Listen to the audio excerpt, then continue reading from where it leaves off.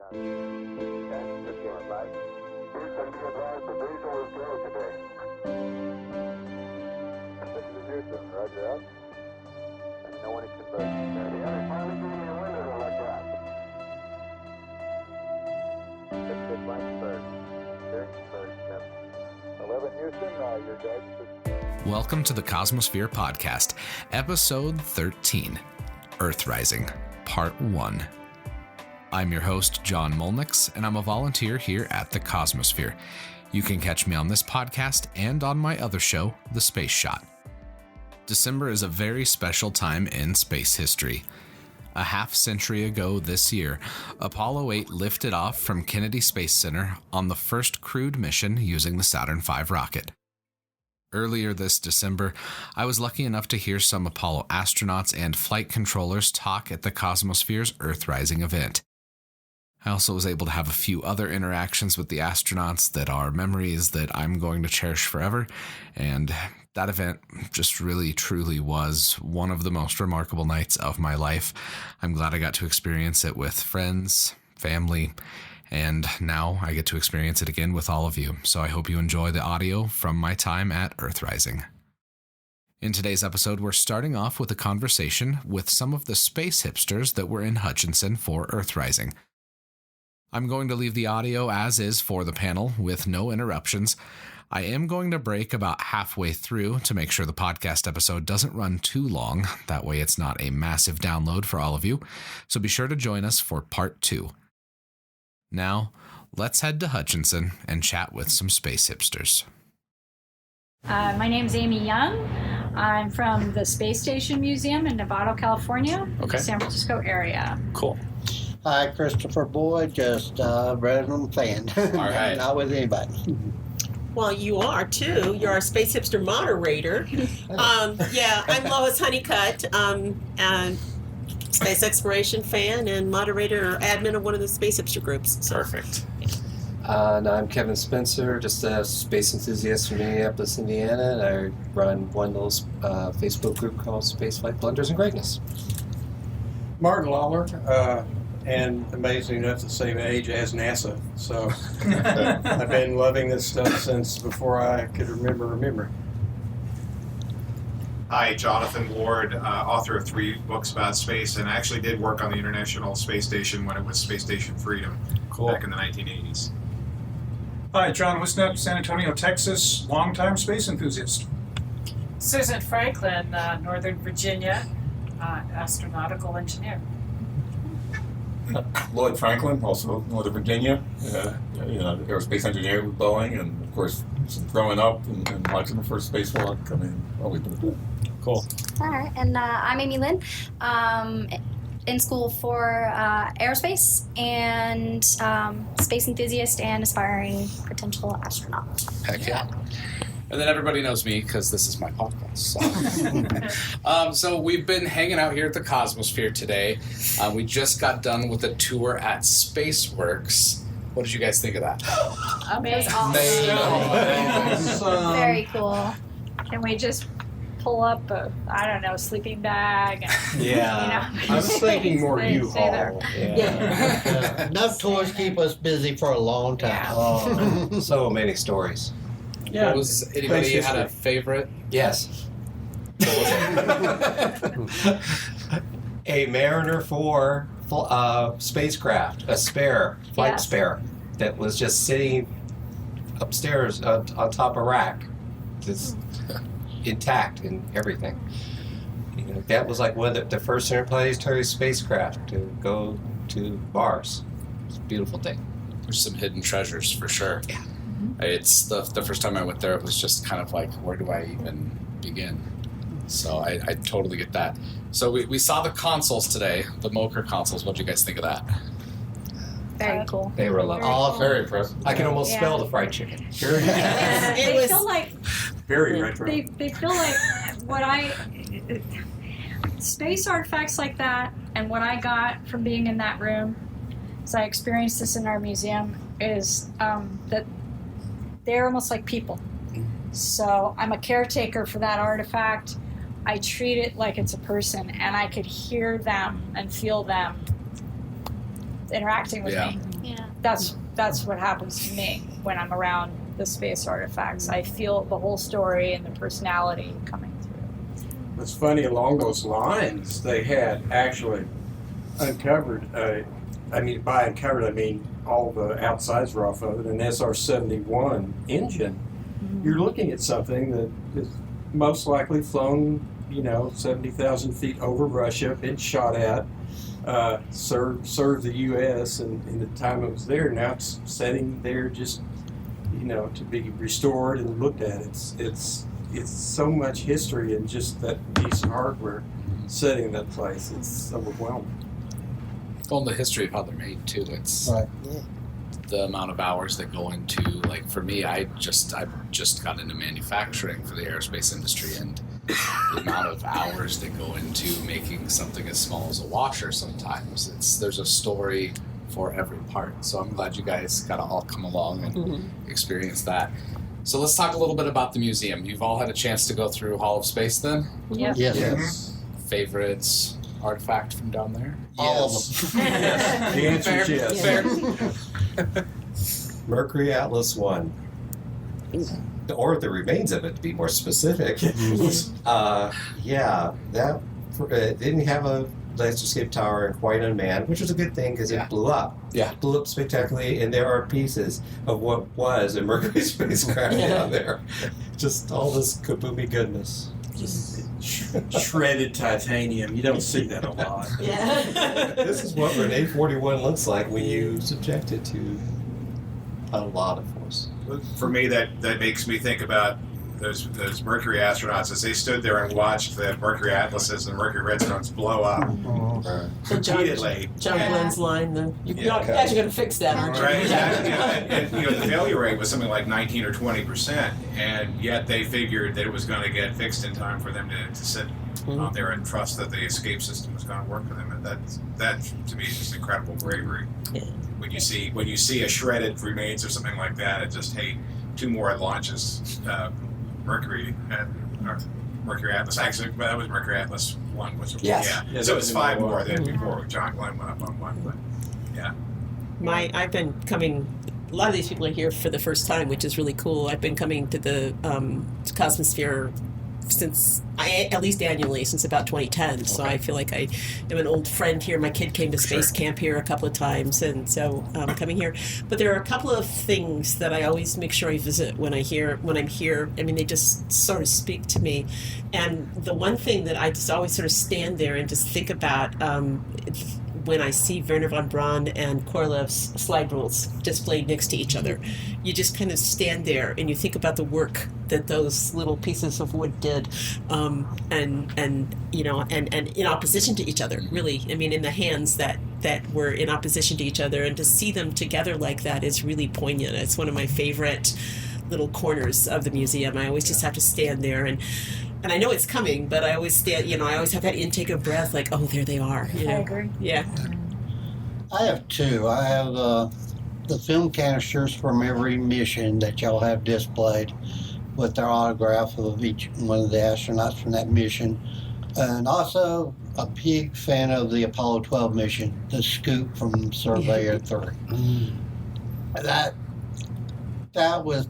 That opened up all the Apollo missions on Apollo 12. That was the first pinpoint landing.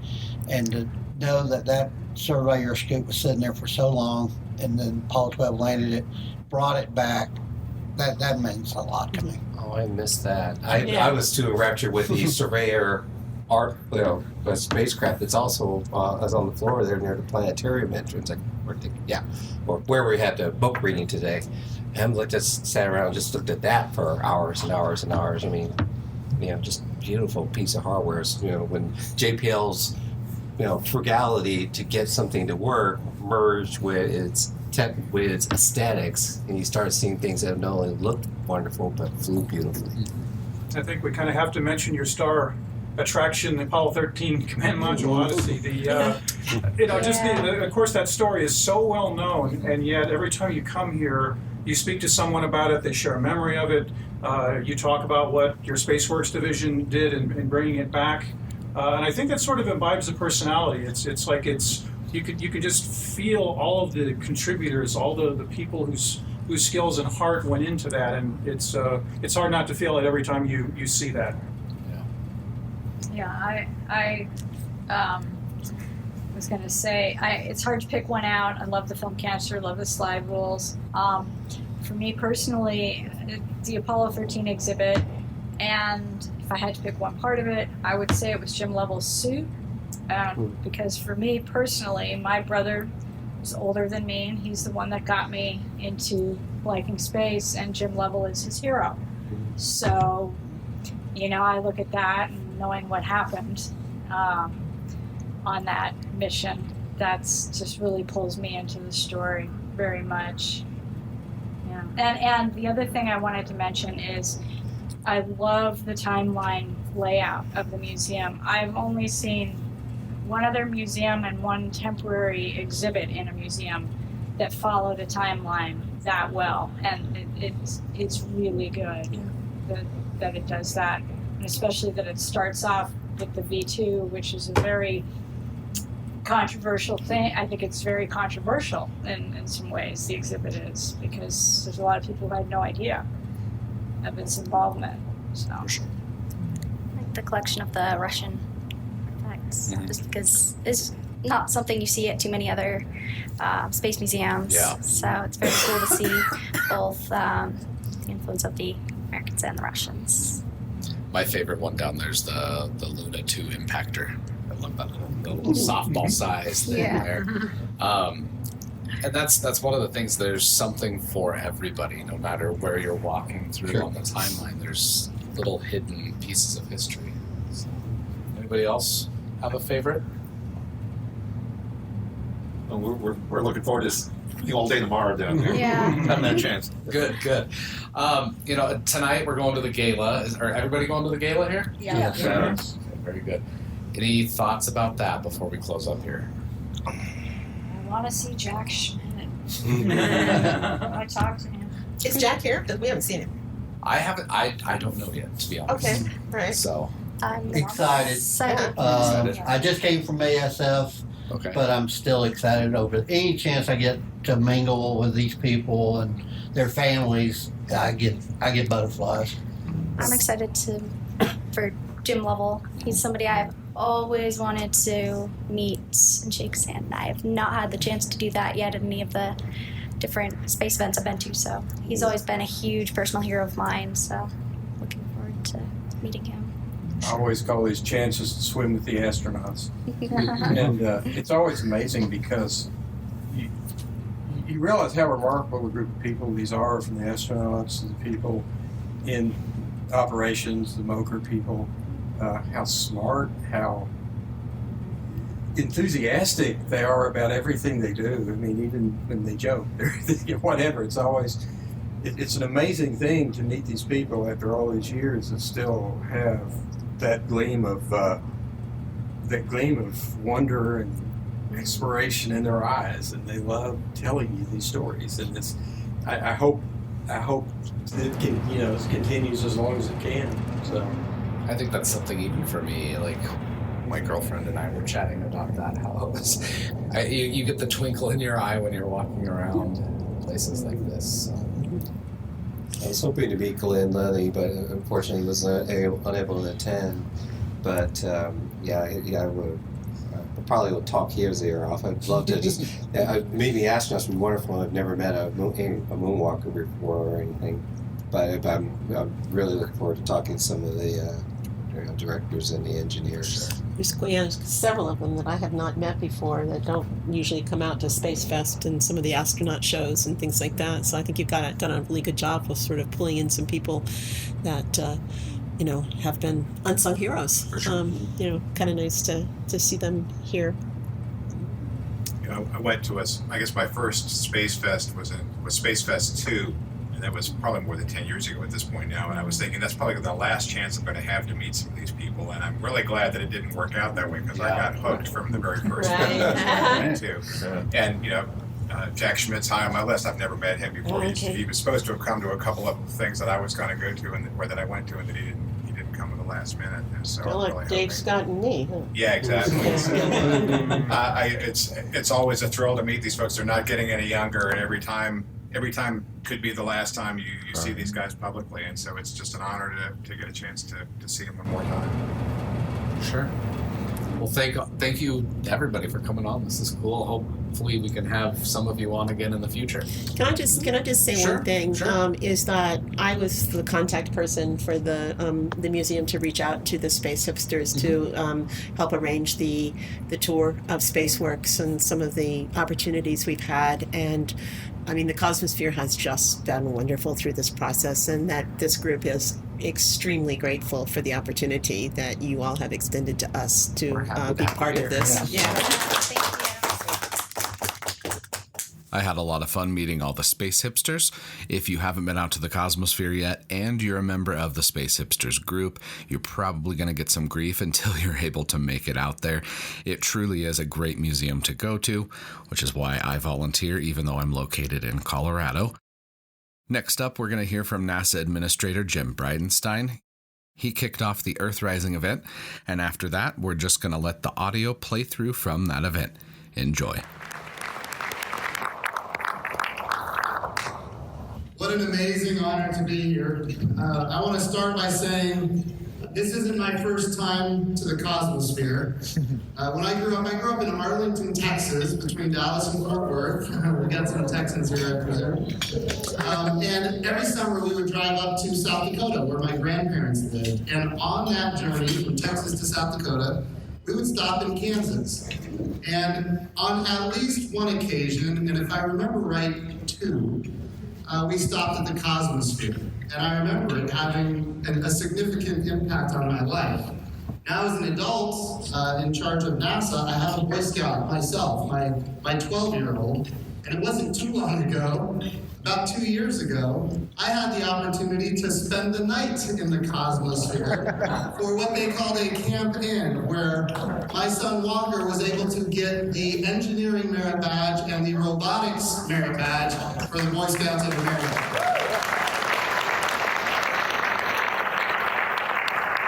Notice I said that I spent the night. I did not sleep, to be very clear. But I know that my son had a great time, and we very much appreciate what the Cosmosphere is and how important it is, not just to the community here in Kansas, but now my family lives in Tulsa, Oklahoma, and I know there's a number of Tulsans here as well. This is an important capability for our region to inspire that next generation in STEM. I want to say thank you to Roger Marshall for being here and your support, being on the Science Committee. And I want to give an extra amount of appreciation to Senator Jerry Moran, who has become a very dear friend of mine. And I want to be really clear. He doesn't just say these things, he really believes them. He's putting his money where his mouth is. And he's doing what he can to make sure that our space agency stays as strong as it ever has been. And he's making sure that as he does that, Kansas is involved. As the person who runs NASA, I can tell you that Senator Moran is the chairman of the Commerce, Justice, Science, Appropriations Committee, the key there being science, which means he writes the checks that we spend. And so when he says, hey, why don't you come to Kansas? The answer is yes, I will be there. And of course, so we had a great time today visiting NIAR and Wichita State University, and of course now the Cosmosphere, and having a great experience at this dinner. Today we're going to celebrate Apollo 8.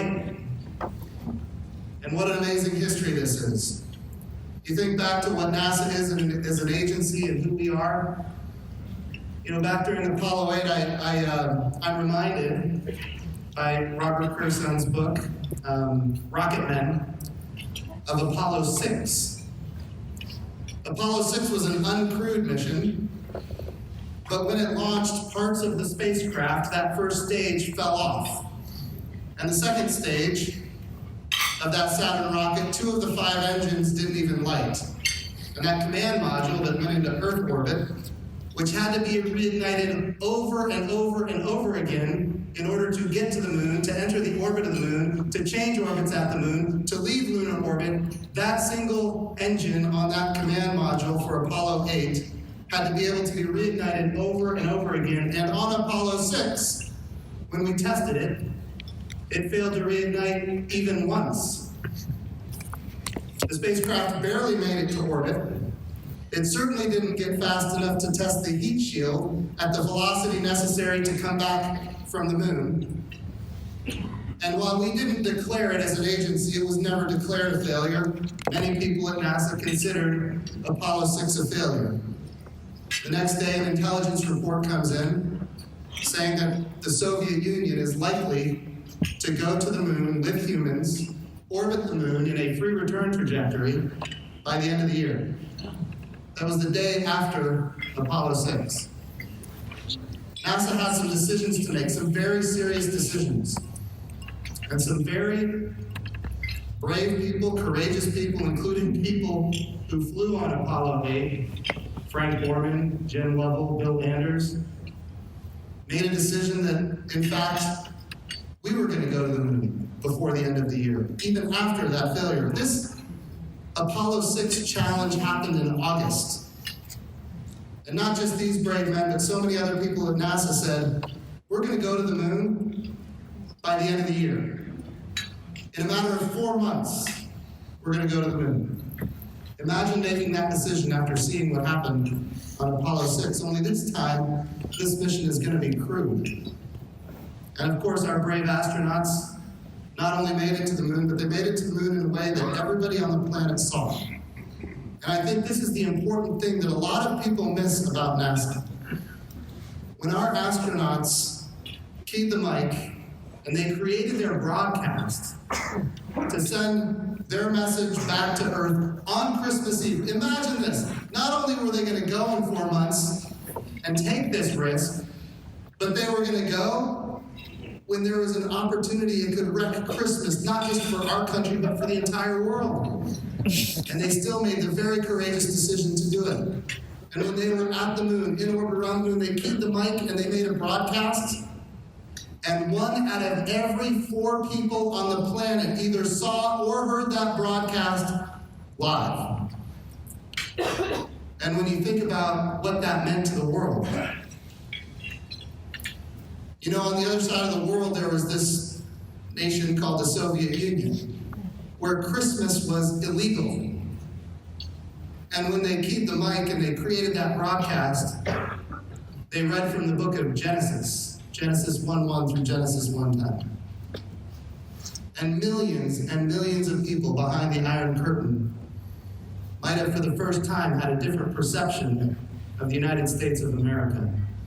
When you think about what national power is, it's not just about strength and might, it's about soft power. It's about changing the perceptions of the world towards the United States in a way that can be very positive, not just for at that moment, but for generations to come. And when we think about Apollo 8 and how it transformed the world, and what NASA is and what NASA has done, that idea that we can communicate behind the Iron Curtain to millions of people a message about Christmas and goodwill here on Earth. What an amazing celebration this is tonight. I want to say one more thing, and that is this. We're not here just to commemorate the past, but we're going forward. We're going forward to the moon. People say we're going back to the moon. Yeah, we're not going back, we're going forward to the moon. But what does that mean, we're going forward to the moon? Well, this time we have capabilities that we didn't have in the 1960s. We have the ability to reuse rockets. In other words, we can drive down the cost and increase the access to space in ways that even 10 years ago, it was unimaginable. And not just the rockets, but we're interested in having reusable tugs that get from Earth orbit to lunar orbit, and having a reusable command module in orbit around the moon for 15 years, and reusable landers that go back and forth to the surface of the moon. Roger Marshall just mentioned that this time when we go to the moon, we're going to stay. That's what the President has told me.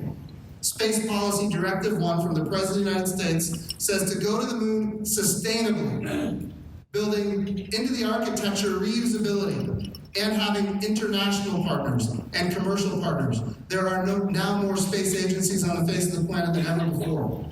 Space Policy Directive 1 says we're going to utilize the resources of the moon. In 2008 and 2009, we discovered that there's hundreds of billions of tons of water ice on the surface of the moon. Water ice represents air to breathe. It represents water to drink. And it represents rocket fuel. Hydrogen and oxygen, the same rocket fuel that powered the space shuttles, the same rocket fuel that will power the Space Launch System, the largest, most powerful rocket ever built.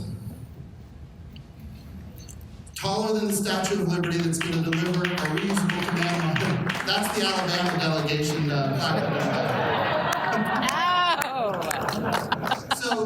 So when you think about what the future holds, we're going forward to the moon with a reusable architecture for sustainability, so we can go back and forth over and over again. We're going to have commercial partners and international partners. We're going to utilize the resources of the moon, namely the water that's available, and we're going to take all this capability and all this architecture. We're going to retire risk. We're going to prove technology, prove capability, prove human physiology, and then, friends, we're going to take it to Mars. And we're going to have an architecture where we can go to Mars.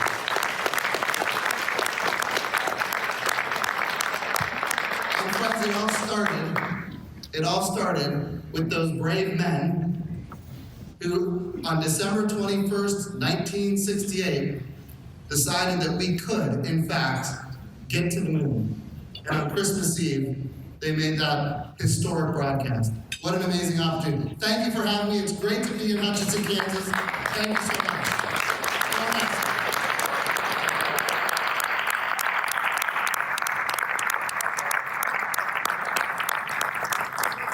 Thank you so very much. And as Jim Remar comes up to the podium to start our program this evening, I'd like to say thank you to Jim for setting the Cosmosphere on a course that is going to make it even greater than ever. We have an amazing team there, and Jim leads it in a way that I've never witnessed. And I'm not going to tell you how many years I've had a career, but it's phenomenal to work with him. And we'd like for you now to remember what this evening is all about.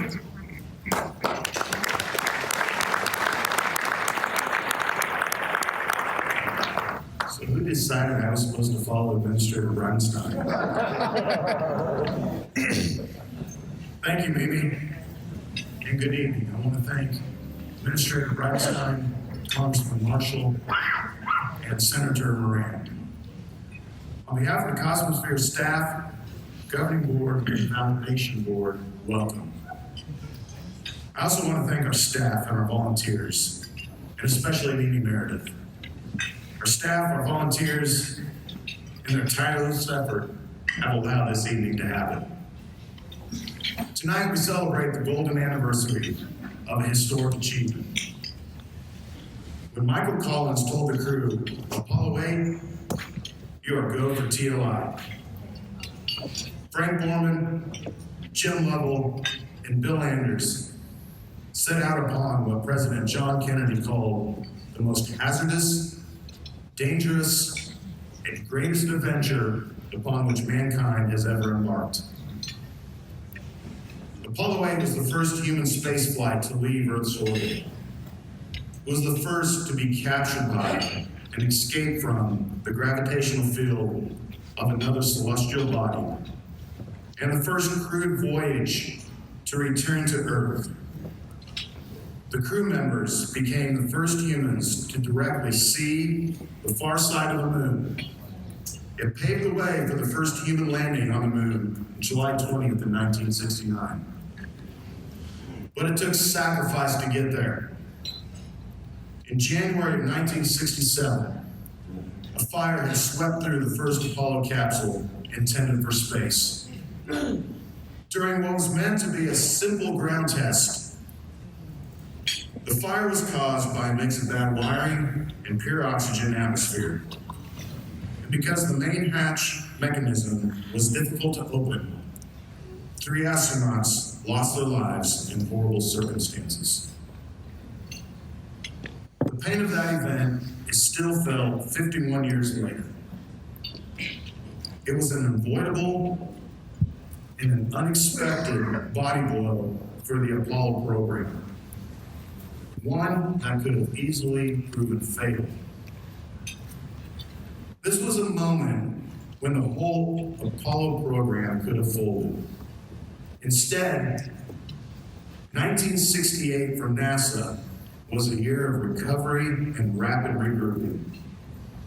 NASA rose to the challenge of honoring Kennedy's mandate of reaching the moon prior to the end of the decade. Hundreds of design changes were made to the spacecraft. The main spacecraft was redesigned. Flammable materials were eliminated from its interior, and the hatch was made easy to open. The first success of this new phase was Apollo 7, where a 3-person crew tested the now much revised main spacecraft, the CSM Command Service Module. This flew without any real issue in Earth orbit in 1968. The second and perhaps most important success of that time was Apollo 8. Ironically, Apollo 8 was not intended to originally go to the moon. Born from an idea developed by George Low, Apollo 8 was a mission with a very serious purpose. The Cold War was in full swing, and the US and Soviet Union were engaged in a space race, which the US space program was dedicated to and looked to be in peril of losing. Worse, 1968 was a year of turmoil and disillusionment, with riots in Paris and many major American cities, political assassinations, and the continuing war in Vietnam. The U.S. government saw Apollo 8 as a way of redeeming a very bad year. The success of Apollo 8 saved 1968. It saved the Apollo program. It allowed the U.S. to beat the Soviets, and it allowed the U.S. to fulfill Kennedy's challenge. Only 7 months later, Apollo 11 reached the surface of the moon. 50 years ago, Apollo 8 achieved history, paving the way for future exploration. This past Monday, November 26, we witnessed history again. The Mars InSight lander, using entry technology from the Apollo program, became just the 8th spacecraft to successfully land on the Martian surface. InSight traveled over 300 million miles through space, and in another NASA first, InSight was followed by 2 suitcase-sized spacecraft called Cube satellites. These are the first CubeSats to fly into deep space. These satellites shared data from InSight when the lander entered the Martian atmosphere. The primary purpose of InSight will be to study the interior of Mars, which will provide NASA with valuable science as NASA prepares to send astronauts forward to the moon and later to Mars. To quote the NASA Administrator, "The best of NASA is yet to come." I almost forgot one more Apollo 8 mission to highlight. During that historic mission, perhaps the greatest accomplishment was that the crew of Apollo 8 confirmed that, yes, there is a Santa Claus. Now I'd like to introduce Robert Kurson. Robert is the author of 4 New York Times bestsellers, including his 2004 debut, Shadowdives, the true story of 2 Americans who discovered a World War II German U-boat some 60 miles off the coast of New Jersey. Kurson began his career as an attorney, graduating from Harvard Law School and practicing real estate law. Kurson's professional writing career began at the Chicago Sun-Times, where he started as a data entry clerk.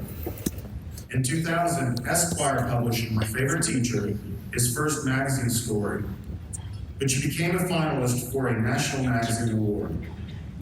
He moved from the Sun-Times to Chicago Magazine, then to Esquire, where he won a National Magazine Award and was a contributing editor for years. His other New York Times bestsellers include Crashing Through 2007, Pirate Hunters 2015, and his latest Rocketman 2018, which tells the astonishing story of Apollo 8, mankind's first journey to the moon. Robert lives in Chicago. Tonight, Robert and I have the pleasure of conducting a question and answer with our honored guests. Robert, good evening, and I invite you up to the chairs.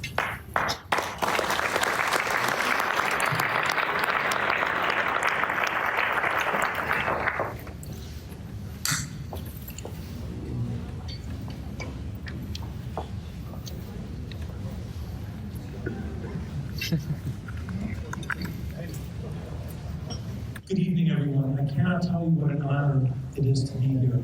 I never knew such a miraculous and glorious place could exist, but I'll be coming back forever on, I promise you. It's just great, great honor to be here.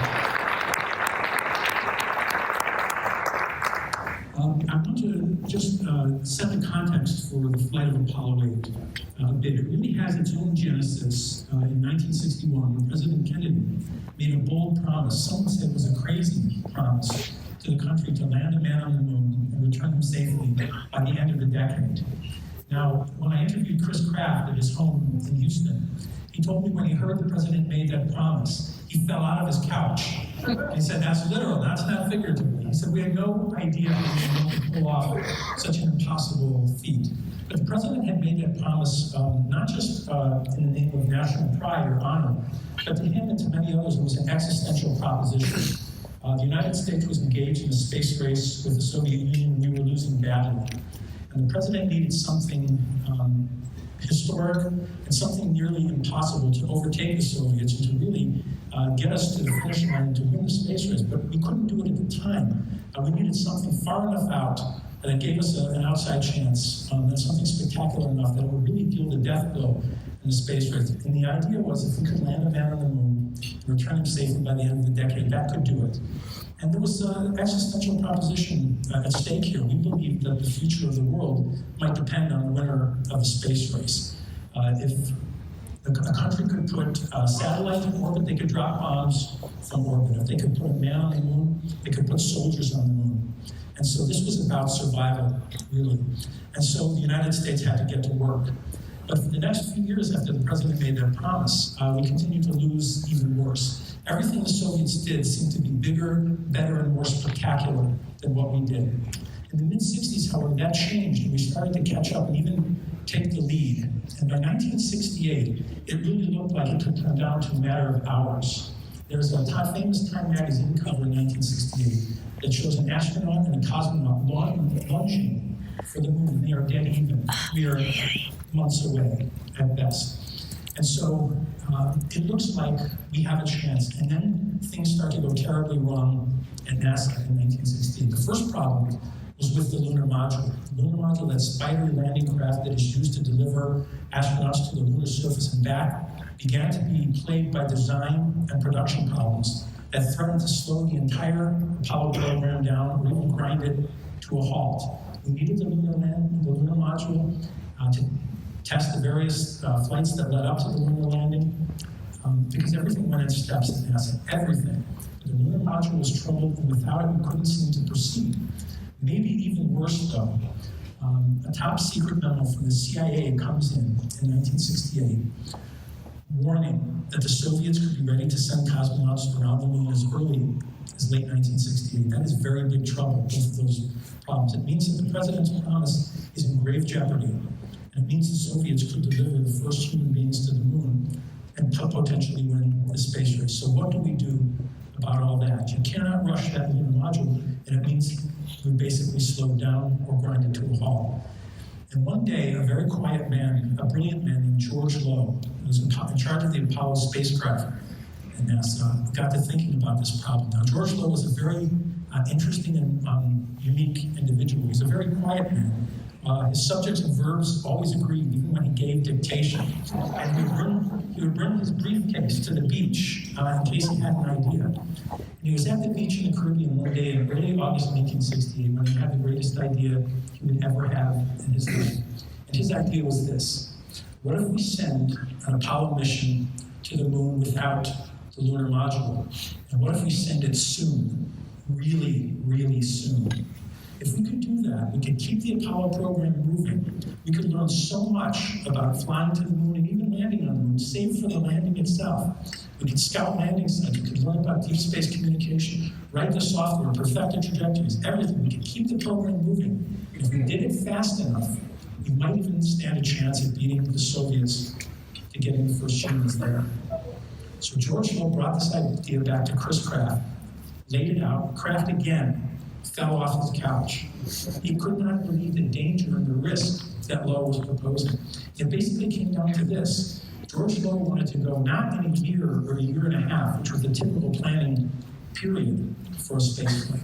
He wanted to go in 4 months, in 16 weeks, unheard of. Nothing was ready, Kraft reminded him. Everything still had to be done. Things had to be built. Calculations still had to be perfected. The simulators weren't even ready to go. 16 weeks? That was just the start of the trouble. The Saturn V, the only rocket powerful enough to deliver humans to the moon, as Jim had pointed out, had only flown twice, both times unmanned. The second of those tests, catastrophic in some of its failures. Now, Low was proposing that the third only ever flight of the Saturn V would go with 3 men who were fathers and husbands, and wouldn't go just 100 miles into Earth orbit, or even 853 miles above the Earth, which was the current world altitude record, but 240,000 miles away to our most ancient companion, the Moon. If that's not bad enough, they're going to go without the lunar module. Remember, that's the whole idea behind Low's epiphany. But the lunar module has a very special secondary function, and that is as a backup engine.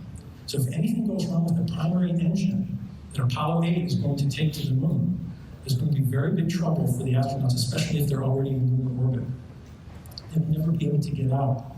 They could crash into the lunar surface, remain in lunar orbit for thousands of years, or fly off into eternal solar orbit. That engine has to work, and it has to work perfectly. Maybe even worst of all, they're going to go at the end of this terrible year, 1968. Separate from the civil wars, maybe the worst year in our country's history. Still, Chris Kraft thinks, if we could pull this off, think of what this means. We could keep the president's promise to the country alive, and we have an outside chance of beating the Soviets to the moon. And what could be better than that?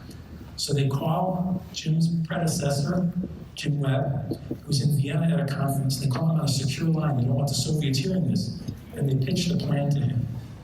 And he listens to them, and then he says, and this is a direct quote, "Are you out of your minds?" And he goes through the risks, and he reminds them of another risk. He says, if anything happens to these men, anything, poets, lovers, no one will ever look at the moon the same again. The people at NASA had not thought of that, but it was true also of Christmas, because of course, Low's plan called for the astronauts to be in lunar orbit on Christmas Eve and Christmas Day at the end of the worst year in our country's history. So that's how the plan got started and what the context was. And with that, if I could ask some of the players in Apollo 8 some questions, I'd be grateful for the answers. Jim Lovell. The crew of Apollo 8 had very different reactions to the change in mission from an Earth orbital flight to a lunar orbital flight. Frank Borman, as soon as he heard they had a chance to go to the moon, was all for it. He had joined NASA for a single reason, that was to defeat the Soviets in space, and this was his chance. Bill Anders at first was very discouraged. He believed he had an 80% chance of walking on the moon, but now that the lunar module was taken out, he believed his chances had slipped to 0. What was your reaction when Frank came back from Houston and said he was going to the moon? I was delighted.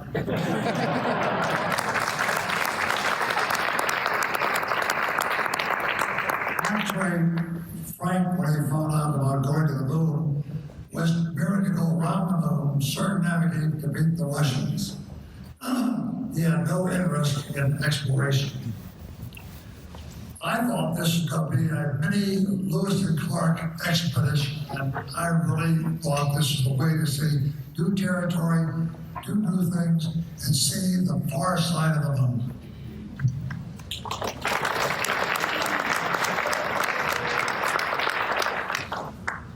This is for Fred Hayes. Fred, you were on the backup crew for Apollo 8, along with Neil Armstrong and Buzz Aldrin.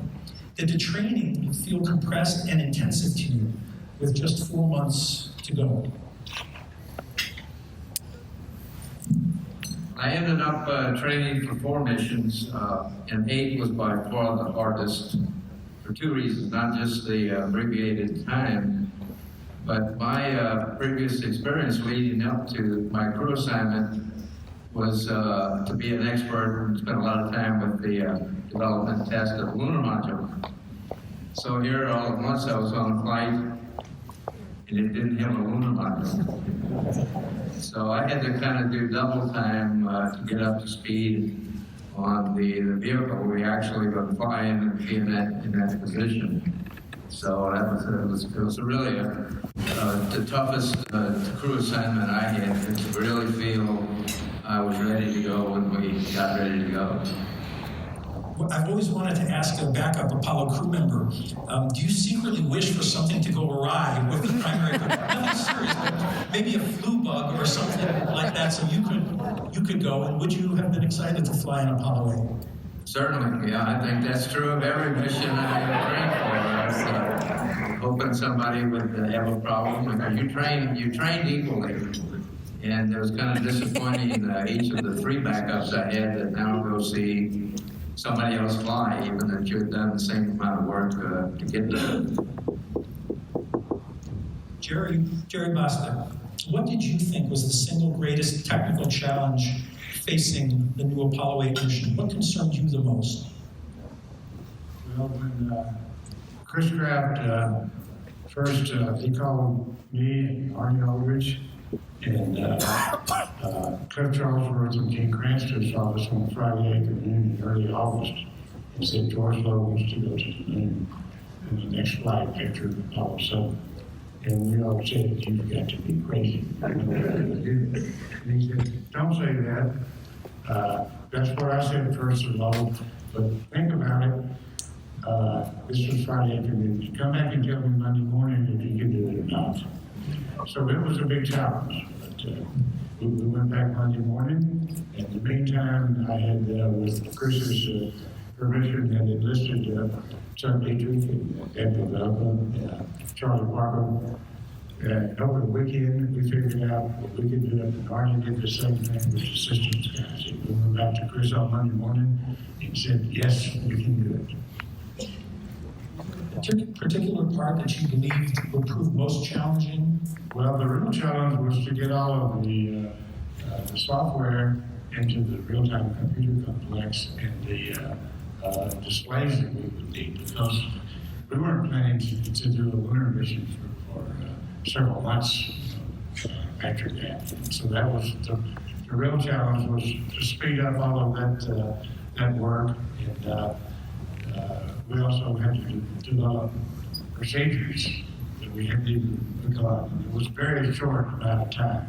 And one of the key questions was, will you have enough time not only to do the procedures, mission rules, but to do the simulations that you need to do? Because we usually had, 4 or 5 months of simulations on most missions. Here we had just a couple of months at most. Chuck Dietrich, there was some measure of secrecy about Apollo 8, even within the ranks at NASA. Do you remember the secrecy element and how well people were able to keep the mission a secret, if at all? Well, yeah, I think the guys who work on the mission never said much about it. But you could hear the rumors in the hallway, hey, you guys are on the moon. We would never admit that was the case. And Chuck, what worried you most about compressing this training time and planning time?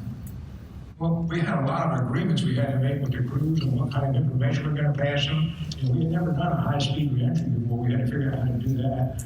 We never had done that transition course correction coming back from the moon. Never did an LOI. So all those, that day that we're going to pass the crew, we had a meeting called Mission Technique, which was run by Bill Tindall.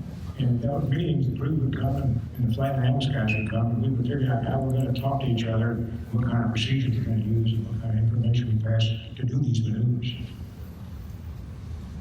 Franklin Rensselaer, tell us about the Saturn V, because it seemed to me with the problems that were experienced on Apollo 6, this seemed a great risk to go forward. Were you confident that the Saturn V could be made safe and perfectly functioning in just that short time leading up to the December launch? Well, frankly, a lot of things went wrong on 206, as you've heard. We had 2 engines down on the second stage, and it was supposed to go tumble. It's supposed to not have control authority. Fortunately, the booster on that mission watched the actual command and the vehicle actual command things, and they could see they were converging. And even though the mission rules said we were supposed to put, and we had a toggle switch, if we would have aborted, or unmanned flight, it would have actually aborted. Manned flight, the toggle switch is just like lightning, okay? Anyway, Bob looked at that and he said, this thing is controlled. And so then there was a lot of discussion about the range safety officer. The range safety officer, if it went into the African gate, if they were concerned that the vehicle was going to go out of control and break up and pieces land in Africa, range safety officer was supposed to work. Well, anyway, all that went through. We could see things were working fine. And after the mission, we got thinking, of course, the third stage didn't restart either. And we found out all that problem was stemmed from a public, an oscillation issue. So yes, I was pretty confident when we got to our Apollo flight here, Apollo 8, that I think things were under control. The guys at Marshall Space Flight Center who designed and built all this, and Dr. Von Braun was the leader of that, they really looked at it hard and did a lot of testing in a short time frame. So although we were pretty confident, I must say we did an awful lot of work training for Apollo 8. And I think the crew did all that, of course. But we did more on that mission than I think we've done on any of them. But I think we were really ready. We were pretty confident. And of course, fortunately, things went very well for us. Thanks for listening to the Cosmosphere podcast. Make sure you share and subscribe to the show. If you enjoyed this episode, leave us a review on iTunes. Reviews are crucial to the success of podcasts, so we'd appreciate it if you could take just a minute to leave a rating or review in iTunes. It helps more people find out about the show, and you can help us spread the word. We'll be back in 2019 with new episodes, more history, more science, and more interviews. Thanks for joining us in 2018, and we look forward to having you back next year. For the Cosmosphere, I'm John Molnix.